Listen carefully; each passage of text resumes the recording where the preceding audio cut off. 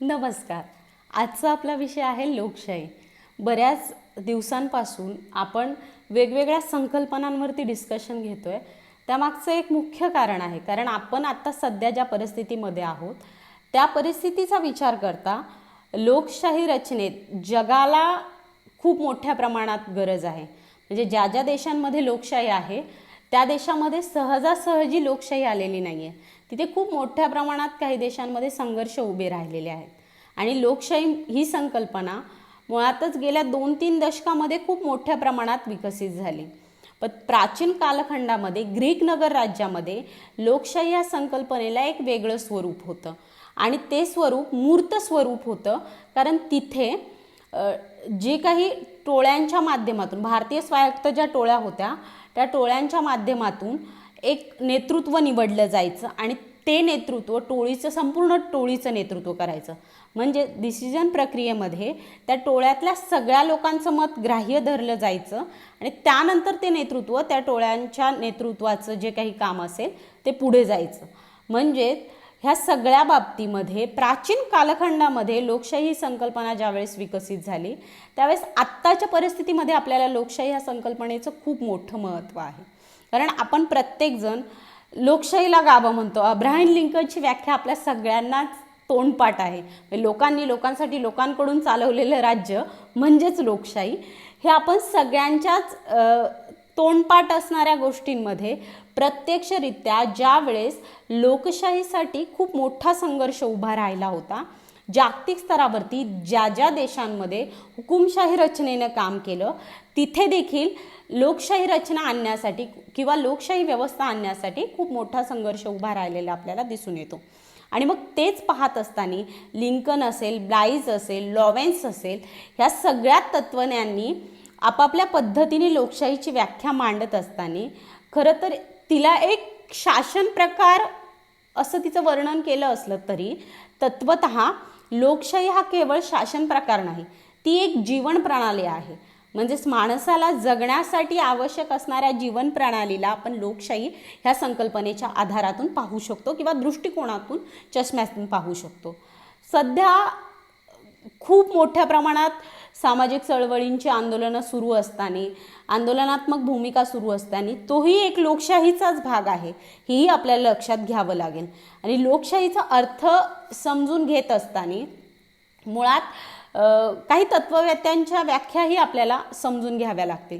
त्यामध्ये प्राध्यापक सोली जे आहेत त्यांची व्याख्या आपल्याला इथे महत्त्वाची वाटते. त्यांनी असं म्हटलेलं की प्रत्येक व्यक्तीचा ज्यामध्ये भाग आहे अशी शासन पद्धतीच म्हणजे लोकशाही होय, अशी व्याख्या केलेली आहे. लोकशाहीची कोणतीही व्याख्या घेतली तरी त्यात राज्याची अंतिम सार्वभौमत्व लोकांच्या ठिकाणी असणं, दुसरं अधिकारवर असलेल्या व्यक्तींना किंवा त्याचा कारभार लोकांची मान्यता असते. म्हणजे अधिकारांवर असणाऱ्या व्यक्तीला लोकांची एकूणच मान्यता. आणि त्याचबरोबर तिसरं म्हणणं असं त्याचं होतं की राज्याच्या कारभाराबाबत प्रत्येक व्यक्तींचा प्रत्यक्ष व अप्रत्यक्ष रीतीने प्रत्येक व्यक्ती जबाबदार असणं.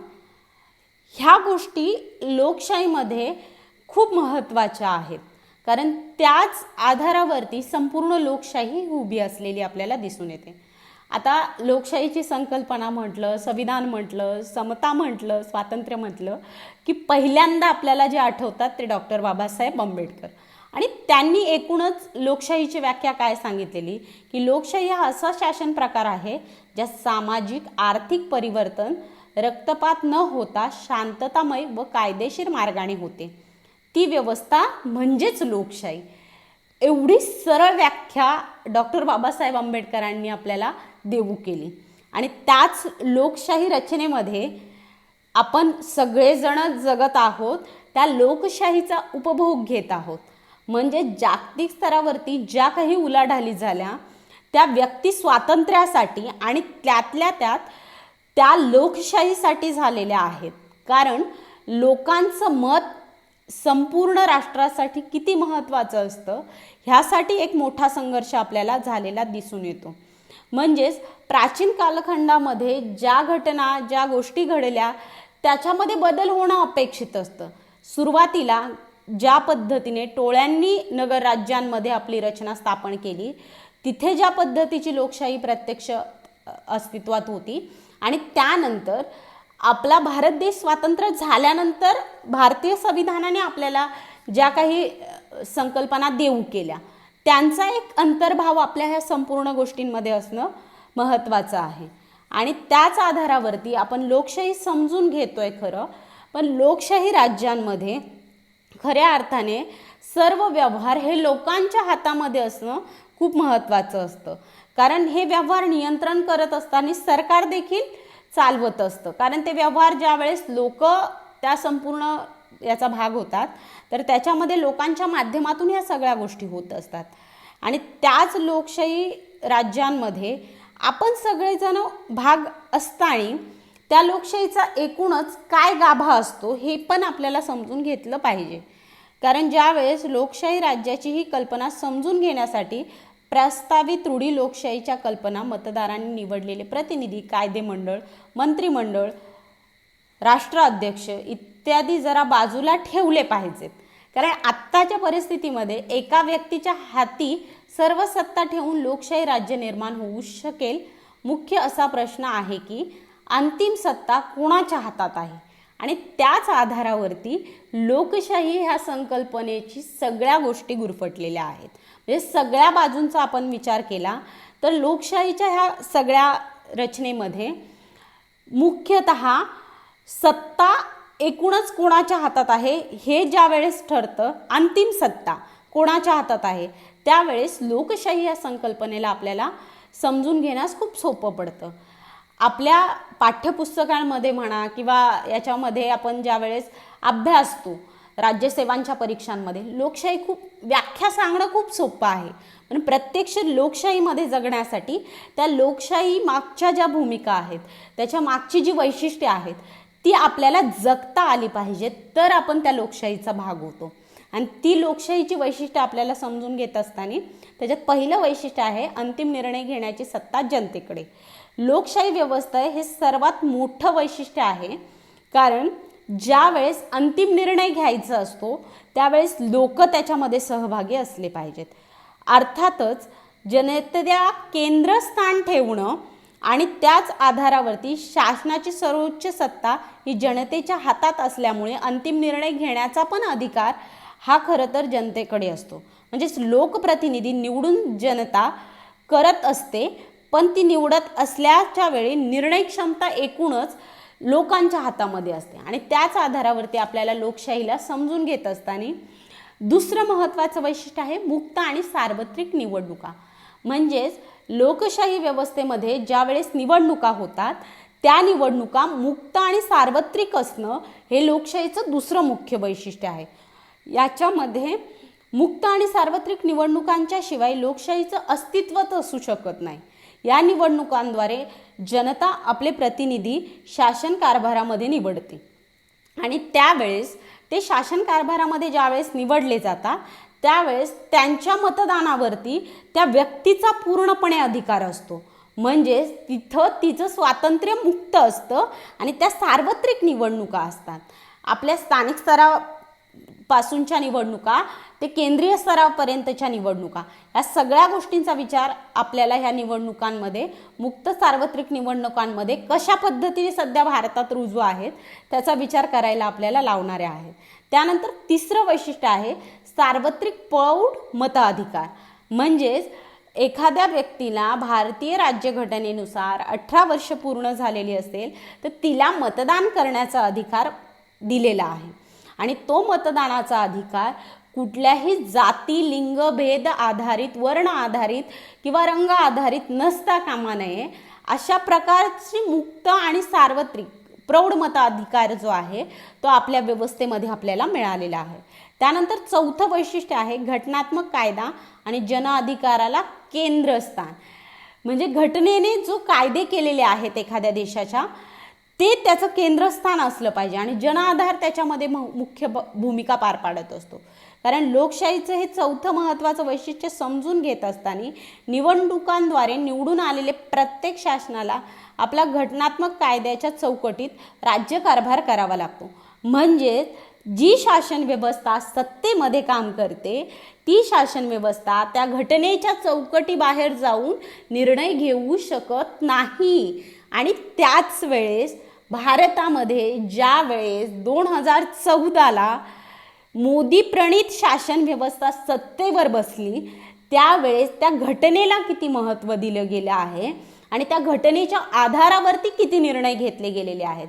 म्हणजेच कुठल्याही मंत्रिमंडळामध्ये निर्णय प्रक्रियाची जी क्षमता असते किंवा निर्णयाच्या संदर्भातले जे डिसिजन्स असतात हे सगळ्या मंत्र्यांना ग्राह्य धरून मतदानाच्या आधारावरती ठरविले जातात आणि ते संसदीय लोकशाहीमध्ये खऱ्या अर्थाने खूप महत्त्वाचे असतात. ते आपल्याला कुठेतरी ह्या सगळ्या रचनेत बाजूला झालेले दिसून येतात. ह्या संकल्पना बेसिक आहेत पण त्या एकूणच आत्ताच्या परिस्थितीवरती आपल्याला किती इफेक्ट करतात हे पण समजून येतं. जन अधिकार आधार जो असतो मुळातच ते केंद्रस्थान असतं ना शेवटी. कारण घटना ज्या वेळेस आपण म्हणतो ती घटना अंमलात आणण्यासाठीही लोकांचा सहभाग तेवढाच महत्त्वाचा असतो पण त्यामध्ये लोकांचे स्वातंत्र्य देखील तेवढंच महत्त्वाचं असतं. म्हणजे ज्या वेळेस एखादी घटना कार्यरत राहते त्यावेळेस त्या शासन व्यवस्थेने त्या घटनेला बाजूला सारून एक हुकुमशाही व्यवस्था रचनेमध्ये आणण्याचा जो सहभाग असतो तो लोकशाहीला सगळ्यात मोठा धोका आहे आणि तो आत्ताच्या परिस्थितीमध्ये आपल्या सगळ्यांच्या पुढे निर्माण झालेला आहे.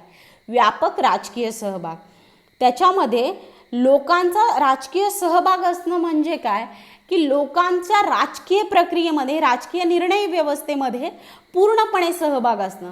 राजकीय रचनेमध्ये निर्णय घेण्याची क्षमता लोकांमध्ये निर्माण करणंच म्हणजेच लोकांचं राजकीयकरण होणं आणि लोकांना आपले प्रश्न मांडता येणं, जे लोकप्रतिनिधींमार्फत आपल्या प्रश्नांना सोडवण्यासाठी प्रयत्न करणं हा लोकशाहीतली राजकीय सहभागाचा भाग आहे.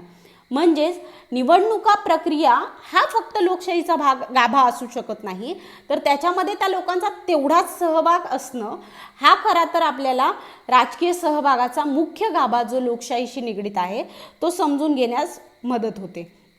त्याचबरोबर नागरिकांच्या व्यापक राजकीय सहभागावर लोकशाहीचं यश अवलंबून असतं. म्हणजेच माझ्या ग्रामपंचायतीमध्ये किती निधी येतो, तो कुठे खर्च होतो आणि त्या निधीवरती सर्वसामान्य व्यक्तींचा किती अधिकार आहे हा झाला लोकांचा राजकीय सहभाग. त्या लोकांनी त्या निधीविषयी त्या राजकीय जाणीवीविषयी स्थानिक स्तरावरच्या रचनेमध्ये समजून घेण्याचा प्रयत्न करणं आणि त्यासाठी प्रश्न विचारणं हे खरं तर आपल्याला लोकशाहीला बळकट करण्याचं जे काम आहे तो राजकीय सहभागातून होत असतो आणि ते आपल्या सगळ्यांना समजून घ्यावं लागणार आहे. त्याचबरोबर सत्तेचे विकेंद्रीकरण असतं. लोकशाही म्हटलं की सत्ता कुठल्याही एका व्यक्तीच्या हातात न राहता तिचं विकेंद्रीकरण झालेलं असतं, जसं स्थानिक स्तरापासून केंद्र स्तरापर्यंत. त्याचबरोबर ग्रामपंचायत असेल, पंचायत समित्या असेल, जिल्हा परिषदा असतील, त्याचबरोबर संसदीय स्तरावरच्या ज्या काही निवडणुका असतील या सगळ्यामध्ये सत्ता विभागलेली असते. कुठल्या एका व्यक्तीच्या हातामध्ये सत्तेचं केंद्रीकरण नसतं. त्यामुळे ग्रामीण स्तरावरच्या निर्णय प्रक्रियेमध्ये, ग्रामीण स्तरावरच्या स्वायत्ततेमध्ये 73वी 74वी घटनादुरुस्ती खूप मोठ्या भूमिका पार पाडते आणि त्या घटनादुरुस्तींच्या माध्यमातून ग्रामस्तरावरचं सत्तेचं विकेंद्रीकरण करण्याचं जे महत्त्वाचा गाभा होता तो करण्यात आला. पण प्रात्यक्षिकरित्या आपल्याला त्या सत्तेचं विकेंद्रीकरण झालेलं आहे का हा प्रश्न उपस्थित होतो. कारण सत्तेचा गैरवापर कुठल्याही पद्धतीमध्ये होता कामा नये. तिथे विभाजन असलं पाहिजे सत्तेचं. कायदे मंडळ असेल, कार्यकारी मंडळ असेल, न्याय मंडळ असेल यांच्या अधिकाराची विभागणी केलेली असते आणि त्याचबरोबर केंद्रीय पातळीपासून ग्राम पातळीपर्यंत सत्तेच्या अधिकाराचे विकेंद्रीकरण सर्वसामान्य नागरिकाच्या राजकीय प्रक्रियेचा सहभाग असतं आणि तेच आपल्याला ह्या सगळ्या प्रक्रियेमध्ये समजून घेतलं पाहिजे. स्पर्धात्मकता हा देखील लोकशाहीचा गाभा आहे किंवा वैशिष्ट्य आहे. कारण स्पर्धात्मकता हे विविध राजकीय पक्ष सत्ता प्राप्तीसाठी निवडणुकीच्या रिंगणात उतरतात. त्यामध्ये निवडणुकीच्या माध्यमातून ज्यावेळेस सत्ता प्राप्त करण्यासाठी चढाओढ निर्माण होते आणि ते बहुतेकदा नागरिकांना पर्याय उपलब्ध करून देतात त्यावेळेस भारतामध्ये बहुपक्षीय पद्धतीच्या माध्यमातून एक स्पर्धा वाढलेली आहे आणि त्याच्यातून कुठेतरी एक योग्य नेतृत्व व्यवस्थेमध्ये निर्माण करण्याचा प्रयत्न जो आहे तो झाला पाहिजे. मुळात तो होतोय की नाही हे प्रश्न आहेतच. त्याचबरोबर आपल्याला लोकशाहीचा गाभा जर आपण समजून घेतोय तर लोकशाहीच्या गाभ्या व्यतिरिक्त आपण ह्या समाजव्यवस्थेचा भाग आहोत आणि त्या समाजव्यवस्थेमध्ये लोकशाहीची सफलता कशावर अवलंबून आहे हे पण आपल्याला समजून घेतलं पाहिजे.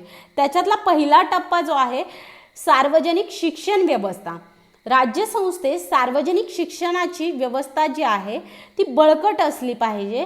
जनसंपर्काच्या साधनांच्या साहाय्याने जनतेसाठी मानवी मूल्यप्राप्ती आस्था विकसित करावी लागते आणि हे एक ऐतिहासिक तथ्य आहे की लोकशाही व्यवस्था अशा देशासाठी सफल झालेली दिसून येते जेथे स्वस्थ लोकशाही परंपरा अस्तित्वात आहे, ज्या देशामध्ये लोकशाहीसाठी अनुकूल संस्कृती निर्माण करण्याचा प्रयत्न केलेला गेला आहे आणि तिथे मुख्यतः सार्वजनिक शिक्षण व्यवस्था बळकटीकरण जे आहे ते मुख्य गाभा खऱ्या अर्थाने आपल्या लोकशाहीसाठी ठरू शकतो. आणि म्हणून लोकमत जागृत करण्यासाठी सार्वजनिक शिक्षण व्यवस्था निर्माण करून त्यास पोषक वातावरण निर्मिती करणं म्हणजेच आपल्या आदिवासी विभागाच्या शाळा असतील, त्याचबरोबर जिल्हा परिषदांच्या शाळा असतील, म्युनिसिपल कॉर्पोरेशनच्या शाळा असतील आणि ज्या काही सरकारी शाळा असतील, महाविद्यालय असतील, विद्यापीठं असतील यांचं बळकटीकरण जे आहे सार्वजनिक शिक्षणाचं त्याच्यातून लोकशाही व्यवस्था बळकटीकरणासाठी खूप मोठा हातभार लागू शकतो आणि त्या लोकशाही रचनेला जतनासाठी हा मुख्य पाया आहे. म्हणजे त्याचं वैशिष्ट्य आपण समजून घेत असताना हे गुणविशेष आहेत त्याचे की सार्वजनिक शिक्षण व्यवस्था जी आहे ती ह्या सगळ्या व्यवस्थेला बळकट करू शकते. त्याचबरोबर दुसरा याच्यातला मुद्दा आहे की लोकशाही समाजाची निर्मिती करण्यासाठी आपल्या संपूर्ण समाजव्यवस्थेमध्ये ज्यावेळेस आपल्याला निर्मिती करायची आहे त्याच आधारावरती शिक्षण संस्थांतून जे लोक बाहेर पडणार आहेत त्याच्यातून आपल्याला लोकशाही समाजव्यवस्थेची निर्मिती करण्यासाठी महत्त्वपूर्ण अंग ठरणार आहे. म्हणजे सार्वजनिक शिक्षण व्यवस्था ज्यावेळेस बळकट होईल त्याच आधारावरती लोकशाहीची समाजाची निर्मिती करण्यासाठी पुढाकार घेतला जाईल. आर्थिक क्षेत्रात समता प्रस्थापित करणं हे एक गुणवैशिष्ट्य आहे कारण त्या आधारावरती जोपर्यंत समाजामध्ये आर्थिक दरी राहणार आहे तोपर्यंत समाजामध्ये कुठल्याही प्रकारचा विकासाच्या बाता आपण कितीही मारल्यात तरी वास्तविक आर्थिक रचनेतली जी समानता आहे ती कुठेही आपल्याला येताना दिसणार नाही. त्याचबरोबर कायदा आणि सुव्यवस्थेची निर्मिती जी आहे त्यासोबत सामाजिक पातळीवर विशेष अधिकार जे आहेत ते नष्ट झाले पाहिजेत. त्याबरोबर विशेष अधिकार एका व्यक्तीला असता कामा नयेत, त्याच्यामध्ये लोकांचा सहभाग तेवढाच महत्त्वाचा आहे. सुयोग्य नेतृत्व लोकशाहीमध्ये योग्य प्रतिनिधित्व देणं हे लोकशाहीचं गुणवैशिष्ट्य आहे कारण त्याच आधारावरती योग्य प्रतिनिधित्वाच्या माध्यमातून आपण ती लोकशाही बळकटीकरणाचं जे काम आहे ते तुमच्या आमच्या माध्यमातून होत असतं. सामाजिक समता प्रस्थापित करणं त्यामध्ये लोकशाहीमध्ये जोपर्यंत सामाजिक समता प्रस्थापित होत नाही तोपर्यंत जन्मजात उच्च नीचतेचे जे भेद आहेत ते संपत नाहीत, जातीपातीतले भेद आहेत, वर्णव्यवस्थेतले भेद आहेत, हे जोपर्यंत संपत नाहीत तोपर्यंत सामाजिक समता प्रस्थापित होणं लोकशाहीमध्ये शक्यच नाही. वृत्तपत्रांचं स्वातंत्र्य सामाजिक रचना ज्यावेळेस आपण बळकट करतो त्यावेळेस लोकशाहीचा हा चौथा स्तंभ देखील म्हटलं जातं की त्याच्यामध्ये लोकशाही समाजाला नानाविध प्रकारे विचार व्यक्त करण्याचं स्वातंत्र्य आहे ते वृत्तपत्रांच्या माध्यमातून होतं. म्हणजे सत्तेवर बसलेल्या एका व्यक्तीच्या बाजूने वृत्तपत्रांनी बाजू न घेता त्यांनी स्वतंत्र भूमिका घेऊन दोन्ही बाजूच्या शहानिशा करून एक योग्य भूमिका तयार करणं हे वृत्तपत्रांचं स्वातंत्र्य आहे. सध्या चा मीडिया जो काम करतोय तो कशाच्या आधारावरती काम करतोय त्याच्यामध्ये काही अपवाद आहेतही जे ह्या दोन्ही बाजू सांभाळून योग्य भूमिकेकडे वाटचाल करतात. पण ते वृत्तपत्रांचं स्वातंत्र्य आज किती अबाधित आहे. सत्तेवर बसलेल्या लोकांच्या हातामध्ये जर वृत्तपत्रांच्या बेड्या संपूर्ण वृत्तपत्र जात असतील तर खऱ्या अर्थाने तिथे लोकशाही प्रस्थापित होणं शक्यच नाही. अधिकारांच्या विकेंद्रीकरणाबाबत आपण अगोदरच चर्चा केली पण ते विकेंद्रीकरण ह्या सगळ्या स्तरावरती मान्य असायला हवं. ह्या सगळ्या रचनेमध्ये ते टप्पे आपल्याला मान्य करावे लागतील. त्याचबरोबर प्रबळ विरोधी पक्षनेते अस्तित्व खूप महत्त्वाचं आहे. कारण जोपर्यंत सत्तेमध्ये बसणारा एखादा पक्ष ज्यावेळेस सत्ता प्रस्थापित करतो किंवा स्थापन करतो त्यावेळेस त्याच्या निर्णयावरती शहानिशा करणारे योग्य पक्षही असावे लागतात, विरोधी पक्ष, जे जेणेकरून योग्य काळामध्ये योग्य रचनेमध्ये योग्य भूमिका घेऊन त्यांच्यासाठी लढतील, जनतेच्या बाजूनी भूमिका मांडतील. अशा विरोधी पक्षांचं बळकटीकरण लोकशाहीला बळकट करत असतं.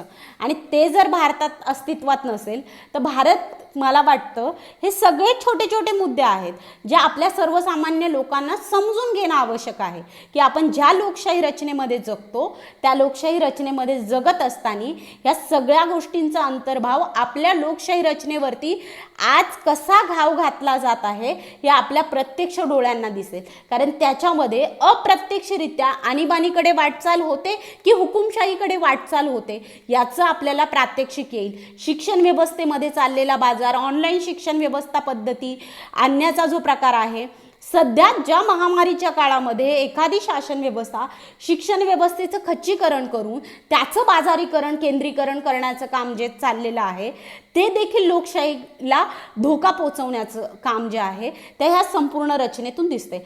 आत्ताच्या परिस्थितीमध्ये हे सगळे प्रश्न तेवढेच महत्त्वाचे आहेत. त्यामुळे आपण आपल्या लोकशाहीला वाचवण्यासाठी ह्या छोट्या छोट्या टप्प्यांचा, छोट्या छोट्या वैशिष्ट्यांचा कुठे बळी घेतला जातो याचा विचार तुमच्या आमच्यासारख्या व्यक्तींना करावा लागणार आहे. आणि तो विचार जर आपल्या माध्यमातून झाला तर खऱ्या अर्थाने आपण लोकशाही स्वतंत्र भारतामध्ये उपभोगू शकू, येणाऱ्या पिढ्यांना त्या लोकशाहीचा आनंद घेता येईल. नाहीतर एका हुकुमशाही रचनेकडे आपण सगळेच जण वाटचाल करत असू. एवढं बोलून मी थांबते. धन्यवाद.